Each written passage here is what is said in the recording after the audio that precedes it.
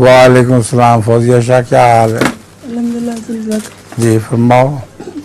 حضور میرا سوال قرآن شریف کی سورہ بنی اسرائیل کے 94 آیت سے ہے، جس میں ہے اعوذ باللہ من الشیطان الرجیم بسم اللہ الرحمن الرحیم وَقُلْ لِعِبَادِي يَقُولُوا الَّتِي هِيَ أَحْسَنُ.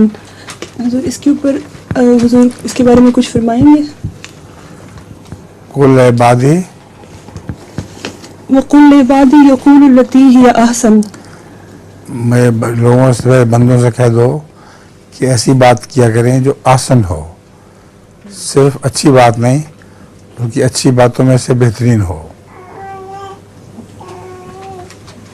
اب اچھی باتیں کرتے ہیں لوگ عام طور پر، لیکن اچھی باتوں میں سے بھی بہت زیادہ اچھی بھی ہوا کرتی ہیں. تو اللہ تعالی آسن سے مراد ہے جو سب سے اچھی بات ہو. قرآن کریم میں دوسری جگہ اللہ فرماتا ہے وَمَنْ أَحْسَنُ قَوْلًا مِّمَّنْ دَعَا إِلَى اللَّهِ وَعَمِلَ صَالِحًا. اس سے بہتر کون ہے جو اللہ کی طرف بلاتا ہے اور نیک عمل بھی کرتا ہے.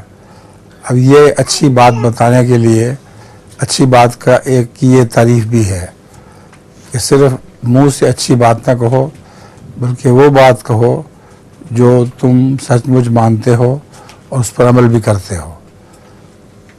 ٹھیک ہے؟ جزاک اللہ.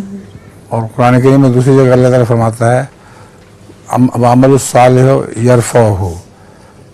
اچھی بات وہ ہے جس کو انسان کے نیک عمل رفعت عطا کرتا ہے.